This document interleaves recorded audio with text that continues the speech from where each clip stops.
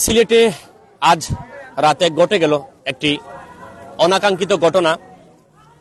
ছাত্রলীগের গ্রুপিংয়ের রাজনীতির শিকার বলি হলেন ছাত্রলীগ নেতা আরিফ, যিনি সিলেটের টিবি গেট এলাকায় থাকতেন এবং আজকে তার মরদেহটি তার পরিবারের সকলেই শেষবারের মতো দেখছেন। এবং আমরা এই মুহূর্তে আছি সিলেটের ওসমানী মেডিকেল হসপিটালে এবং আত্মীয় স্বজনদের যে আহাজারি সেটি আমরা আপনাদেরকে দেখাচ্ছি। এবং এই মুহূর্তে আমি রয়েছি সিলেটের ওসমানী মেডিকেলে এবং এখানে যে আরিফের ছাত্রলীগ নেতা টিবি গেট এলাকায় সিলেট নগরীর যে শাহিদগেট টিবি গেট রয়েছে সেই টিবি গেট এলাকার বাসিন্দা আরিফ। এবং এই ছাত্রলীগ নেতার কথাটি শোনার সাথে সাথে সিলেটের ছাত্রলীগের শীর্ষস্থানীয় নেতৃবৃন্দ, যুবলীগের নেতৃবৃন্দ ছুটে এসেছেন।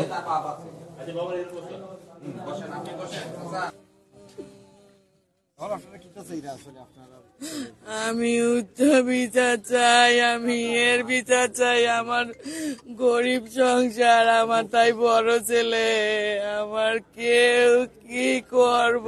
তার বাপে অসুস্থ, তারে নিয়ে আমি কত স্বপ্ন দেখছি। আমি এর সুষ্ঠু বিচার চাই, এর বিচার চাই। 11টা রাত 11টার সময় আমি বাসার সামনে একটা পার্ক আছে, পার্কে আমার কাছে টাকা নিচে কইছে আম্মু ওষুধ খাইতাম।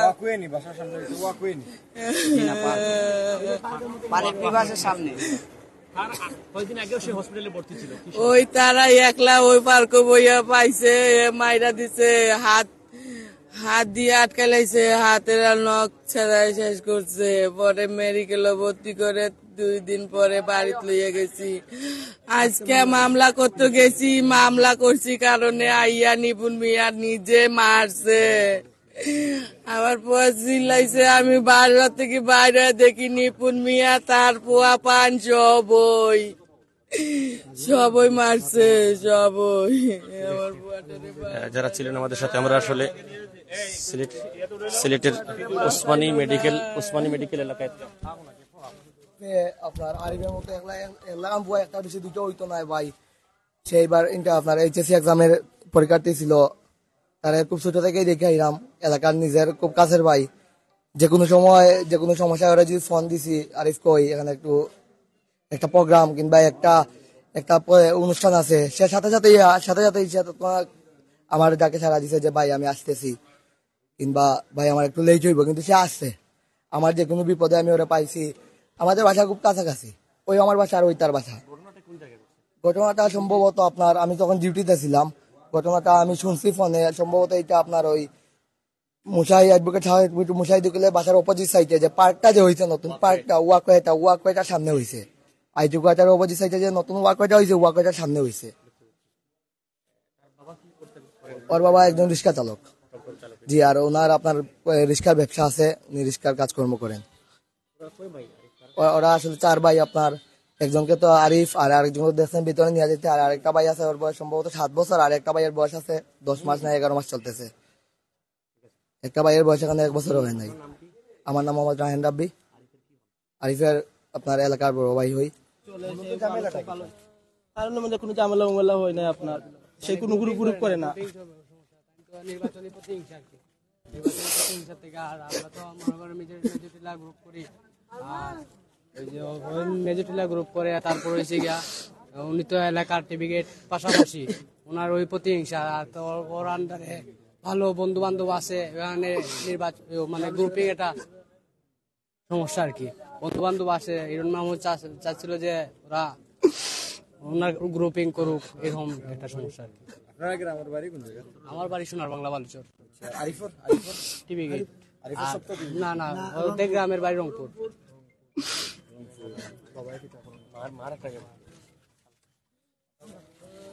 হ্যাঁ, একটা তো শুনছেন বোধ হয় বালুর চরে ওয়াকওয়েতে একটা ঘটনা ঘটছে।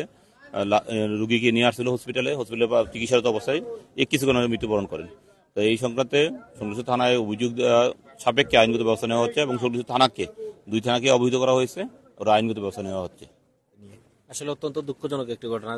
সিলেট সরকারি কলেজ ছাত্রলীগের একজন সক্রিয় কর্মী কিন্তু আরিফ, গত 4-5 দিন আগেও তার উপরে আরেকবার হামলা হয়েছে এবং আজকে সম্ভবত তার মা শাহফরান থানায় একটি এজাহার দায়ের করেন। এজাহার দায়ের করে আসার পূর্বেই সে তার বাসার সামনে দাঁড়িয়েছিল। সেখানেই কিছু চিহ্নিত সন্ত্রাসী বালুচর এলাকায়, যারা দীর্ঘদিন থেকে এই এলাকায় সন্ত্রাসের রাজত্ব কায়েম করে চলেছে এবং সাধারণ মানুষ থেকে নিয়ে সকলেই যাদের নির্যাতনে নিপীড়নে এক প্রকার নিষ্পেষিত বলতে গেল এই এলাকার মানুষ, সেই দুর্বৃত্তরা, সেই সন্ত্রাসীরা কিন্তু আজকে এই একেবারেই ছোট্ট ছেলে, ইন্টার দ্বিতীয় বর্ষে পরে 16-17 বছরের একটি ছেলেকে কুপিয়ে এভাবে নির্মমভাবে হত্যা করেছে। আমি এর তীব্র নিন্দা জানাই। যারা এই হত্যাকাণ্ডের সাথে জড়িত তাদের কেউ ছাড় পাবে না। সিলেট জেলা ছাত্রলীগ এবং মহানগর ছাত্রলীগ আমরা এই ব্যাপারে প্রশাসনের সাথে কথা বলেছি এবং আগামীকালকে আমরা এই ব্যাপারে কর্মসূচি দেব। ধন্যবাদ আপনাকে। আমরা কথা বলছিলাম, আমরা দেখছি সিলেট জেলা ছাত্রলীগের সভাপতি নাজমুল ইসলাম যেটি বললেন যে আসলে আগামীকালকে তারা এই বিষয়ে কর্মসূচি দেবেন। প্রথমেই আমরা গভীর দুঃখ প্রকাশ করছি এবং আমরা আরিফের এই মৃত্যুতে আমরা গভীর শোক প্রকাশ করছি। আমরা শুনেছি কিছু দুষ্কৃতিকারীরা যারা আরিফকে রাত 11:30টার সময় তাকে অতর্কিতভাবে হামলা করে। হামলার পরিপ্রেক্ষিতেই জেলা ছাত্রলীগের সভাপতি নাজমুল ইসলাম তাকে ওসমানী মেডিকেল নিয়ে আসেন। আমরা খবর পেয়ে আমরাও এসেছি। আমরা কোনো সময় এইসবের পক্ষে না এবং এই সন্ত্রাসীরা কোনো দলের হতে পারে না, কোনো সংগঠনের হতে পারে না। আমাদের জেলা ছাত্রলীগের কর্মী, আমাদের প্রাণের ভাই আরিফের এই মৃত্যুর আমি প্রতিবাদ জানাচ্ছি এবং তার জন্য দ্রুত বিচার হয় সেই জন্য প্রশাসনকে দাবি জানাচ্ছি। আপনাদের কোনো কর্মসূচি থাকতে যাচ্ছে কিনা? আমরা আলোচনা সাপেক্ষে জেলা ছাত্রলীগের সভাপতি, সাধারণ সম্পাদক, মহানগরের সভাপতি এখানে এসেছেন, আমি এসেছি। আমরা আলোচনা সাপেক্ষে পরবর্তী কর্মসূচি আপনাদেরকে জানিয়ে দেওয়া হবে।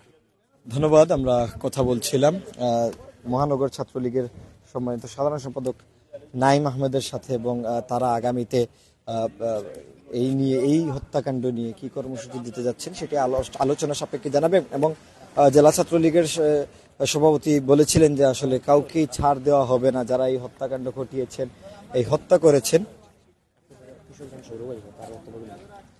আসলে আমরা দেখছি যে আসলে এই মুহূর্তে এখানে অসংখ্য নেতাকর্মীরা অবস্থান করছেন এবং যে বিষয়টি বলছিলাম যে আসলে এখানে জেলা ছাত্রলীগের সাধারণ সম্পাদক, মহানগর ছাত্রলীগের সাধারণ সম্পাদক এবং আমরা জেলা ছাত্রলীগের সভাপতির সাথে কথা বলছিলাম। তারা বলছিলেন যে আসলে তারা নিজ অবস্থান থেকে এবং সিলেট সরকারি কলেজ ছাত্রলীগের একজন কর্মী ছিলেন আরিফ, এবং ইতিমধ্যে আমরা দেখতে পাচ্ছি এই ঘটনাকে কেন্দ্র করে কোতোয়ালি থানার ওসি আলী মাহমুদ এই জায়গায় এসে উপস্থিত হয়েছেন এবং তিনি বিষয়টি নিশ্চিত করেছেন এবং বলেছেন যে আসলে আইনানুগভাবে যতটুকু দায়িত্বগত অবস্থান রয়েছে সেগুলো তারা করবেন এবং আইনানুগতভাবে যে প্রক্রিয়ায় গিয়ে তারা যতটুকু পারেন ততটুকু তারা এই যাতে বিচারটি সুষ্ঠু হয় সেটি তারা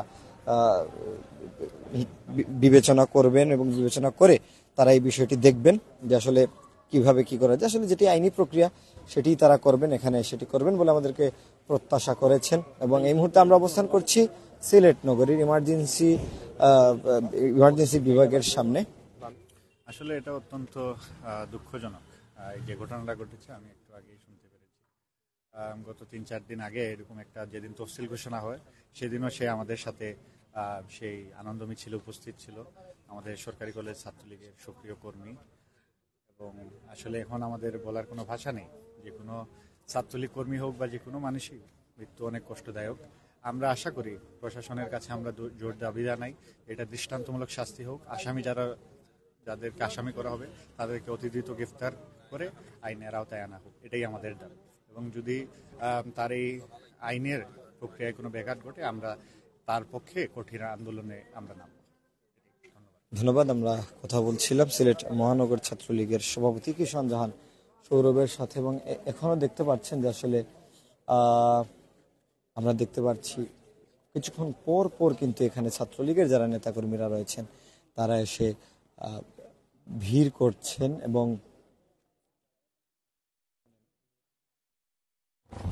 সে টিবি গেট, সিলেট জেলা ছাত্রলীগের টিবি গেট এলাকার একজন সক্রিয় কর্মী ছিল এবং সিলেট জেলা সরকারি কলেজে সবসময় ছাত্রলীগের সাথে সে জড়িত ছিল বলে তার সম্বন্ধে এই হচ্ছে আরিফের ছবি। যে আরিফ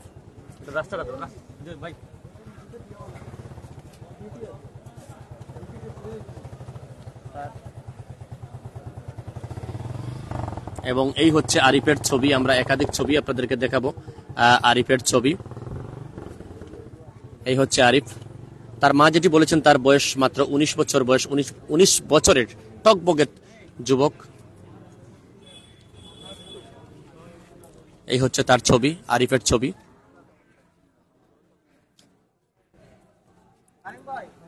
এবং অনেকেই রয়েছেন আমাদের সাথে, আমরা আপনাদেরকে দেখাবো তার সেই আরিফের যে ছবিগুলো দেখাবো। এবং অনেকে দেখার জন্য জানতে চেয়েছিলেন, তবে তার বর্তমান যে শরীরের অবস্থা সেটি কোনোভাবে দেখানো যাবে না। এই হচ্ছে আরিফের যে তার হোয়াটসঅ্যাপে প্রোফাইল যেটি ছিল, হোয়াটসঅ্যাপের প্রোফাইল আরিফের, এই হচ্ছে তার হোয়াটসঅ্যাপের প্রোফাইলে এই হচ্ছে ছবিটি আমরা এসে এখানে সংগ্রহ করেছি। এই হচ্ছে আরিফের হোয়াটসঅ্যাপের প্রোফাইলের ছবিটি। তো দর্শক যারাই দেখছেন, আশা করি আপনারা দেখছেন সিলেটের ওসমানী মেডিকেল কলেজ এলাকা থেকে আমরা ধীরে ধীরে ওসমানী মেডিকেল কলেজের সামনের দিকে যাচ্ছি এবং ছাত্রলীগ নেতারা সিলেট জেলা এবং মহানগরের বিভিন্ন জায়গা থেকে বিভিন্ন জায়গা থেকে নেতৃবৃন্দরা এসেছেন এবং এখনো আসছেন এবং তারা কোনো কিছুতেই মেনে নিতে পারছেন না আরিফের এই চলে যাওয়াটা।